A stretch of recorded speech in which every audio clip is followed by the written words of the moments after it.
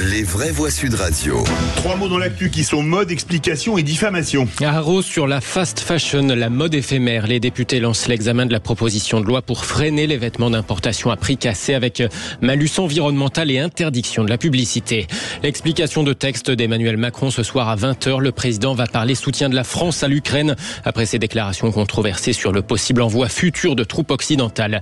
Et puis la ministre des Sports, Amélie Oudéa-Castéra, mise en examen après ses propos contre Noël Le Graët en février 2023. Ces mots avaient accéléré le départ du président de la Fédération française de foot. Les vraies voix Sud Radio. Un malus environnemental, une interdiction de la publicité pour les vêtements à prix cassé, ce sont les mesures phares de la proposition de loi visant à freiner la mode éphémère, l'ultra fast fashion en mauvais français.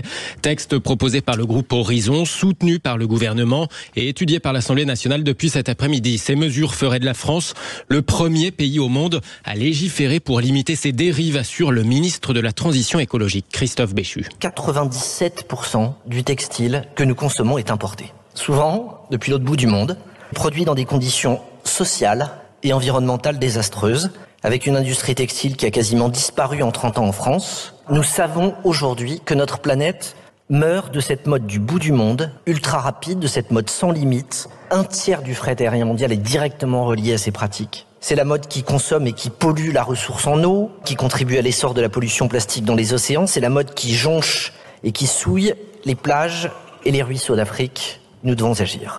Christophe Béchu, le ministre de la Transition écologique, tout à l'heure à l'Assemblée nationale. Du côté des oppositions, beaucoup parlent d'un pas dans la bonne direction, mais un pas insuffisant selon François Ruffin de la France Insoumise. Enfin, nous envisageons des mesures. Sur le pire du pire, sur le sommet des excès, c'est un pied dans la porte, un petit pas, et aussi un sparadrap sur une hémorragie.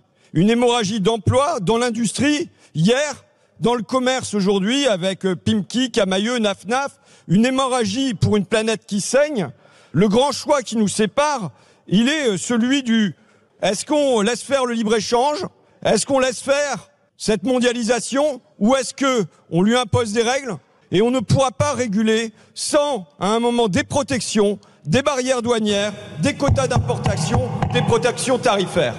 François Ruffin, député LFI de la Somme, tout à l'heure à l'Assemblée nationale. Et puis le deuxième mot, Emmanuel Macron, qui va prendre la parole ce soir sur les enjeux du soutien à l'Ukraine. Explication après ses propos controversés sur le possible envoi de militaires occidentaux face à une Russie de plus en plus menaçante, selon lui, en Europe.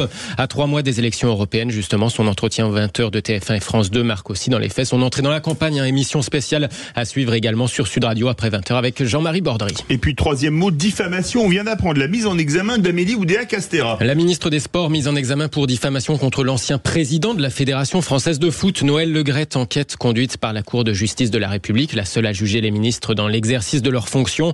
L'ancien président de la 3F avait porté plainte après ses propos d'Amélie Oudéa-Castéra en février 2023, peu avant son départ contraint et forcé de la présidence de la Fédé. Concernant le président Noël Le Graët, compte tenu des manquements analysés en matière de gouvernance, compte tenu de ses déclarations publiques, compte tenu de son comportement gravement inapproprié avec les femmes, de défaillances accentuées par une consommation excessive d'alcool, je ne peux que faire mienne la conclusion du rapport. Il ne dispose plus de la légitimité nécessaire pour administrer et représenter le football français. Le parquet général de la Cour de cassation a donc confirmé aujourd'hui cette mise en examen par la ministre dans l'enquête de la Cour de justice de la République. Il faut bien voir qu'en matière de droit de la presse, la mise en examen est automatique. Oui, bien sûr. Ça n'est pas un bouleversement politique absolu.